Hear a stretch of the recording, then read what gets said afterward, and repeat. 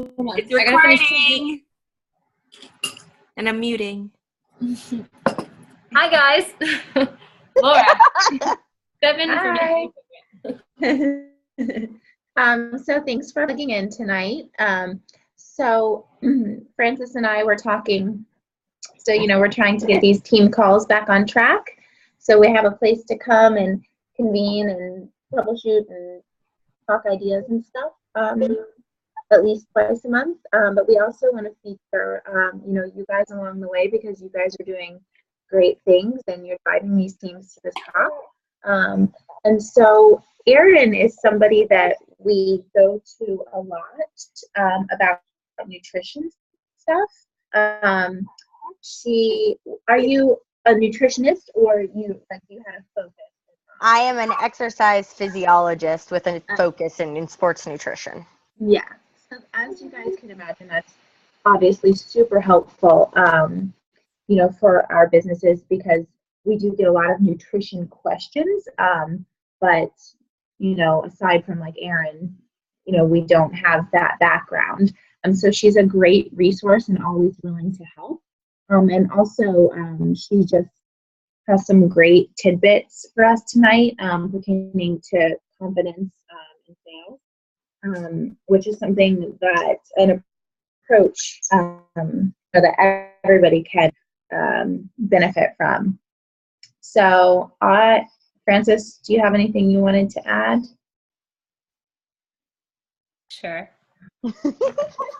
So don't laugh at me, Erin. Totally. I'm not laughing at you.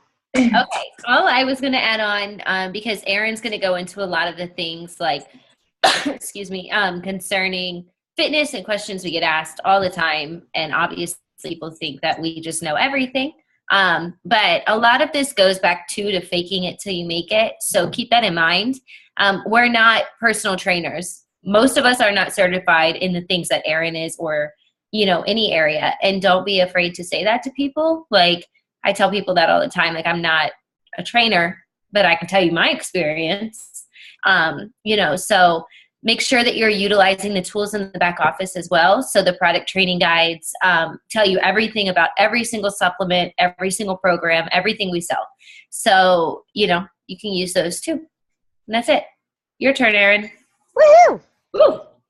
Okay, so first I know Laura and Francis both did a little introduction, but I just kind of wanted to explain, I guess, kind of my degree and where I get my experience from to start with. So I went to the University of Miami and I got my degree in exercise physiology. I got a bachelor's degree in that from the kinesiology department. So exercise physiology is like this big, scary sounding word. And I actually Wikipedia'd it because there's really no good definition of it. And I was kind of giggling at it. But basically, I know all the mechanisms that go into the physique of your body to make you exercise and then know how to utilize those things and their pathology to reduce your risk of disease. Mouthful, right? Okay. So my senior year, I actually worked with Lisa Dorfman, who is the lead nutritionist, lead dietitian in the country. And I worked with Juilliard Dance Academy in New York. I did the nutrition for the University of Miami Hurricanes football team and soccer team, and I did marathon training programs, and then I did stuff for children's obesity. So I really do have a wide range if you guys ever have any questions or anything like that. And what I did was I just kind of brainstormed a little bit, and then I asked a couple other coaches' opinions, and I got the top 10 questions that we most often get asked. And those are kind of, ooh, somebody beeped. Those are kind of what I'm going to touch on and go over. And then if you guys have any questions that I didn't touch on that you'd really love some info on, by all means, we can do that too. I'm seeing double of somebody. That's fun. Oh, it's Smokey. Okay. So number one question, and they aren't in any particular order of importance. They're just kind of how they came into my brain, is that we get is, why am I sore? A lot of times the customers will be like, oh, I can't work out. I can't work out. I can't work out. Somebody's phone's doing something weird. Okay. I get like, oh, I can't work out today because I worked out yesterday and I'm too sore to work out. Very first thing, and this is something, guys, that doesn't take any type of degree to be able to tell anybody or anything. Whenever I sign up somebody with a new program, I let them know from the get-go, if you are not sore, you are not doing it right. So the entire concept of exercise is that you are quite literally breaking down the muscle fibers in your body. So you're breaking something in your body only for it to regrow stronger. So they will be sore if they are doing it correct. Perfect example of this is, I'm going to pick on Deneen. When we first started doing Max 30 together, her first 2 weeks, she was like, I don't know what's going on. I'm not sore. Like, this is cake, whatever. And then she sent me a video and I was like, girl, it's because you're not doing the workouts. So a lot of times that is the situation where they don't think they're doing it properly, and that's where form comes into such a big play. In regards to them being sore, there are two very important things that I want to teach y'all, and you might want to write it down. I know Frances knows these like the back of her hand, and people who I talk to regularly probably do too. One is DOMS, which is DOMS, and it's delayed onset muscle soreness. So what that means is, just because you work out today doesn't mean you're going to be sore tomorrow. The way that our body works is you're actually most likely to be sore 48 to 72 hours later. So if I work out today, which is Tuesday, couldn't remember what today was, then I'm going to be most likely sore on Thursday, not later on tonight. I hear a little person. Be quiet, babe. Be quiet. And then the other one, and this is one that is somebody's like really, really sore and they're really uncomfortable. So I always let my beginners know this. It's RICE. So literally RICE, RICE, which stands for rest, ice, compression, and elevation. If they have a certain part of their body that is really, really sore, then that's what's going to help them make it better. So obviously resting it, putting ice on it, putting some type of compress on it, so wrapping it in some way, shape, or form, and then elevating it, especially if it's an extremity like an arm or a leg or an ankle or a knee. Okay, so that's the why am I sore thing. Soreness is a good thing. We're going to embrace our soreness and just let them know that on the get-go. The next one is, I think is really fun, and I knew people didn't know how to do this, but I didn't really know until, once again, I did something with Deneen. Deneen, I'm sorry, you're my pick-on person. Okay, so you guys might want to unmic yourselves for this because I'm going to ask you questions. I want everybody to, quote-unquote, hold your core. So whatever you do when they're telling you to hold your core in your video, you know, when they're telling you to make sure your abs are tight or whatever it is, do what you're doing. Feel it for a minute or two. See what it feels like. Okay, now stop. Now pretend like somebody's standing in front of you with a camera and you're sucking in your stomach because you want to look as good as possible for the picture. Okay, everybody feel that? We know that feeling really, really well. For how many of y'all were those feelings the same? Well, now they are. So those feelings should actually not be the same. It is such a misconception that sucking in your stomach is the same thing as holding your core. So once again, hold your core like you normally would, how you thought you were supposed to, and then release it. And now pretend like, you know, when you were like a little kid and you were blowing bubbles into milk with a straw? Do that. So everybody blow. And that feeling that you get in your abdomen is actually holding your core. Should be a very different feeling than what you're used to. I see lots of heads going like this. Yay. So that's something, it literally takes 2 minutes. You don't have to be on a video or a Zoom with somebody to do that. I do it with all of my customers. Like when they're like, okay, I just ordered my program. I'm super, super excited. What do I do now? I'm like, you know what you can do now? You can learn how to hold your core. Let's do this. And I go through exactly what we just went through. And I make sure that they realize that blowing through the straw is the feeling that they need to have with every single core workout they do, every jumping workout they do, anything that's on their back, their arms, anything that's going to stress their core area. That is the feeling that they need to be. And trust me, it takes a lot of time to be able to do it. But once we're done the call, lay on the ground and like do what you were doing before and then do the straw blowing thing. And I bet if any of y'all are doing 21-day fix, and Autumn's always like, your back should be flat on the ground, and you can't figure out for the life of you how the heck to do it, because how the heck do you do that? As soon as you blow through the straw, your body's going to automatically do that. So that's my fun little tidbit for you. Next question that we get all the time, of course, is why aren't I losing any weight? So am I not, they're like, I've been doing this for a week, I haven't lost any weight, or I did the whole program, I haven't lost any weight, what gives, what's going on? For a lot of people, this has a wide variety of things. So first off, if you ever have like a very specific person who's having an issue, by all means, like shoot them my way or like ask the questions and I can help you with it. But I would say 90% of the time, if this is a new customer and they are not losing weight from doing the program, they are in starvation mode. They are not eating enough.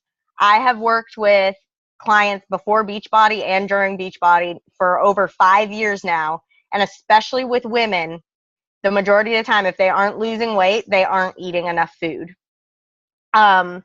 So one thing, and then another thing that I just want to touch on in regards to that, in regards to eating enough food and everything, where was I going with this?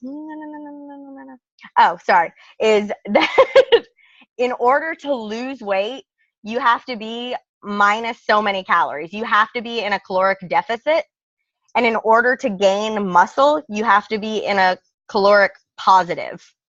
So anybody, and you guys will see it all the time, I'm not going to name any certain program, like any certain companies or anything, but a lot of companies will be like, lose your fat and gain your muscle at the same time. It is physically impossible to do that. You can only do one or the other. You can lose weight and your muscles will be toning and you can see them more prominently because of that weight loss, but you cannot gain muscle mass unless you are intaking more calories. So this is really important for like guys, if they want to get stronger and bigger, they're going to have to seriously increase how many calories they're eating. The next one that I want to go over is, and I say this about 25 times a day, so shame on me. But how can I get a six-pack, or why don't I have a six-pack yet? Or why isn't my stomach flat? Or I've had 2 kids, am I ever going to have a flat stomach? All those kind of questions.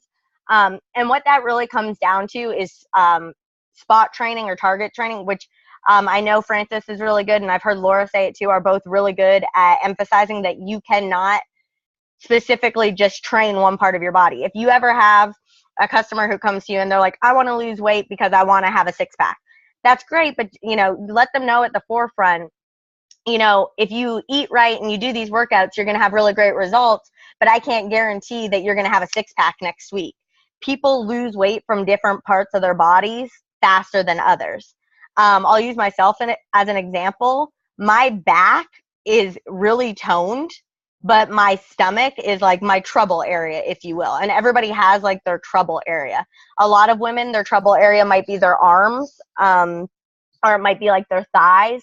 And they'll ask you things that they can do specifically for that. And of course, you can give them workouts that they can do. Just make sure that they know that those workouts are going to tone the muscles they have, but that could very well still be the very last place that they're going to lose fat from. So don't let it discourage them. Just, continue to tell them, if you keep toning it, once you get your diet in check and once you really lose the weight that your body's not supposed to have, then your toned muscles are going to show through. I'm going to skip that one and go to it because it's really complicated. I'll come back to it though, don't worry. Another big one we get, or at least I get, is why is working out important? Can't I just eat right? So this is where it comes into play with muscle toning and everything like that. We all know like the fat skinny girls where they just like can eat anything they want, but they have no muscle tone and everything like that.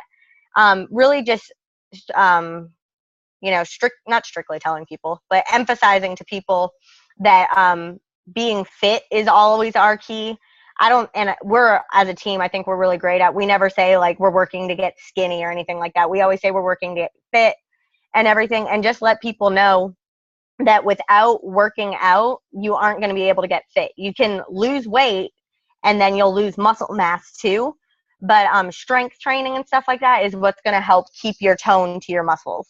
And then, of course, the opposite side of that is, why is eating right important? Can't I just work out?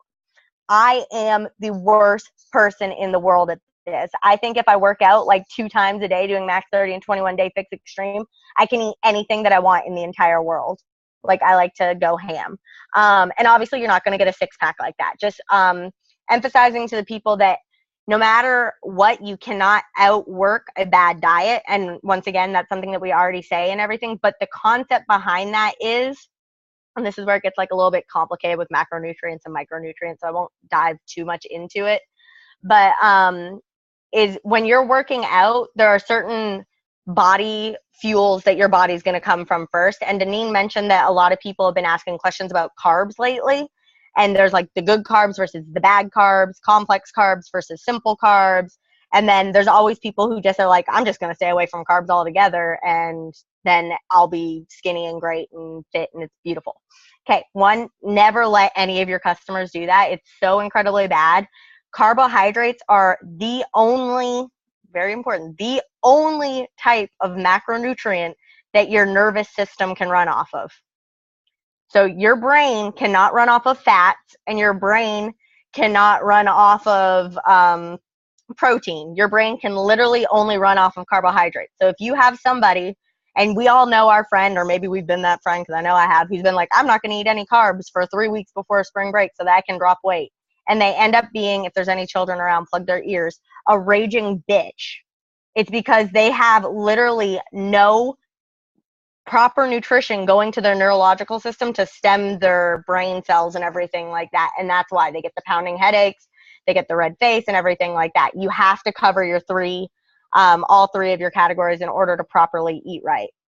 And then, so far as the good versus the evil, I'm actually going to show you guys something that's going to be kind of cool. So just watch for it. I'll put it on both of the team pages, or you guys can do it too if you have it. Best way I have to describe the good versus the bad is take a white piece of bread and then take a whole wheat piece of bread and then crunch them into 2 little balls and put them in a glass of water and go to bed.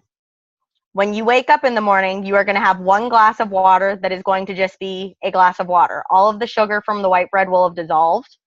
And then you will have a second glass of water that will still have a small piece of bread in it. And that just shows you how it works in our body, that the longer it takes to break it down, the longer your body has to fuel off of something. So that's why we do the complex carbs versus the simple carbs. I hope that wasn't too complicated. I'm getting lots of like looks. And then the last 3 ones, these can be kind of, I guess you could say taboo, if you will, because it has to do with diseases and doctors and stuff like that. Another thing I should mention about my background is I actually was a pre-med student. I finished all of my coursework and everything like that to go to medical school. I could technically be qualified to take the MCAT and go to medical school. However, I was in my sophomore, junior year, and I took a nutrition course, and I realized that I would much rather prevent disease than cure disease after it's already happened. And that's when I kind of switched my whole course of what I was doing. So when it comes to that, I know we have a lot of people who might say that they've spoken with a nutritionist, or their friend is a nutritionist, or whatever it might be. Something that's very important, and I don't want you guys to use this to your advantage, but something that's very important is there is no certification, there is no degree specifically that relates to nutrition. Anybody can be a nutritionist. It doesn't mean that you're accredited. It doesn't mean anything except for you've done a bunch of research, which is great. But if somebody's telling you, oh, I shouldn't do Shakeology because my nutritionist told me not to, best advice that you can give them is, that's really great. I would just like to point out to you that nutritionists actually aren't accredited. If you're really concerned about anything with it, I highly recommend seeing a dietitian. Okay, and I'll be the first one to say this because I am not a dietitian. I didn't want to do the 1,200 hours of coursework that are unpaid it takes to get to be it.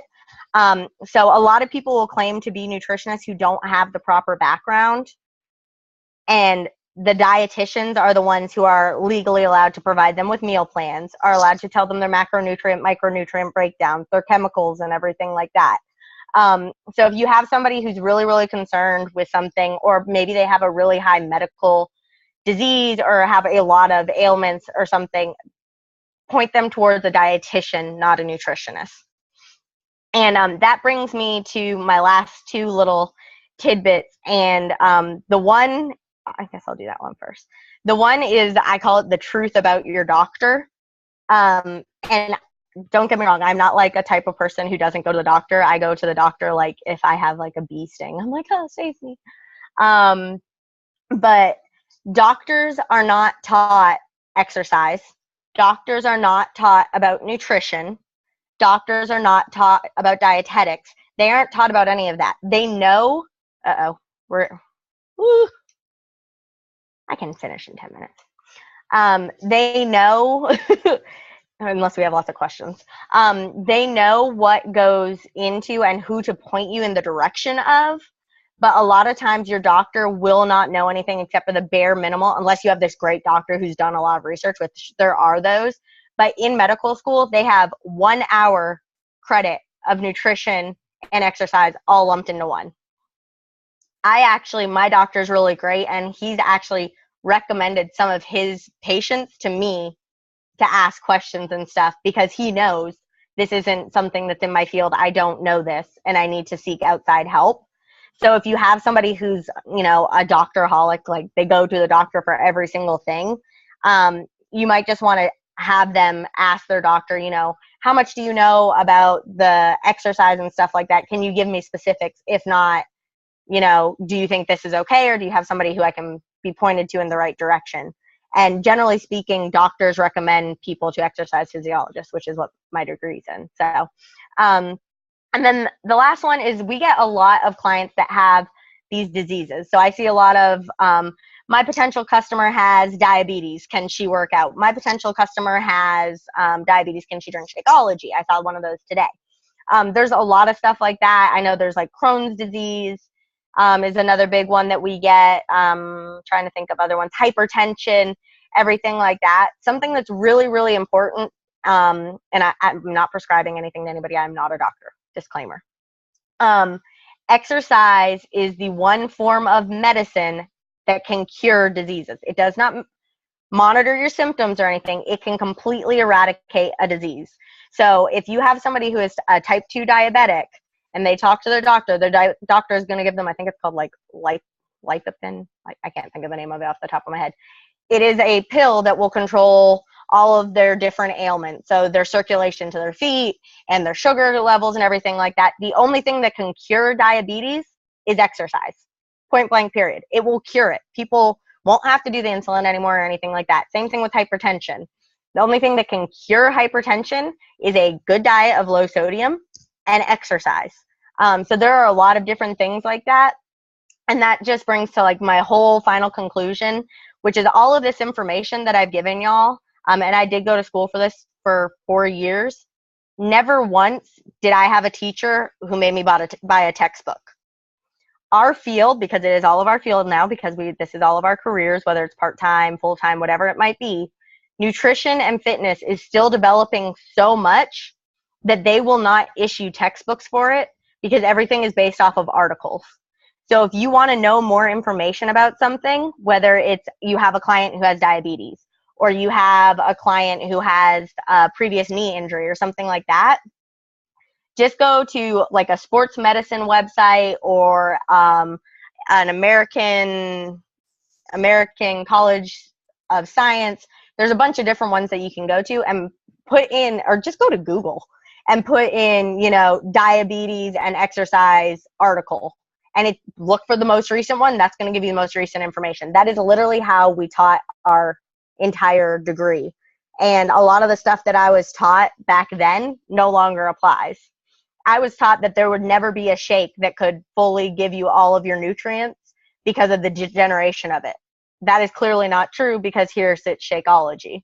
And that was my freshman year. And by the time my senior year rolled around, they were going, remember that thing we taught you and you took tests on?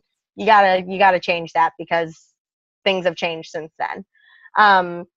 So doing your research and everything like that, and I'm an open book, like I said, but doing research, don't ever think that you don't have enough time to learn the information, because all of the information is constantly evolving. There's constantly studies coming out and everything like that. It's really the mechanics. If you learn the mechanics, which you already know from working out, if you're using proper form, the rest of it is just doing a little bit of reading. So that's all I have. Thanks, lady. It was super helpful. You're so smart, Erin. Love Like, it. and like what you were saying about doctors, like very, very true when it comes to their, I did my pre-med as well when I lived in New York. And then right before I took my MCAT, I decided not to go to med school. Hell yeah. But I actually learned more. But I actually learned more about nutrition whenever I did my NASM to be a personal trainer, which is just the National Academy of Sports Medicine. It's what personal trainers can do. I learned more about nutrition through a computer course for NASM. So but don't ever tell a client not to listen to their doctor, because you don't want that liability. And if the woman is pregnant, then, make sure that she checks with her care provider. It's always better when they're with a midwife, because midwives are a little bit more hands-off and kind of treat pregnancy as, a natural part of life, whereas a lot of doctors treat pregnancy as a medical condition. So yeah, just don't ever go against what somebody's doctor says, but be supportive and encourage them to ask more questions of their doctor instead of just taking a yes or no point blank. So that's all I got.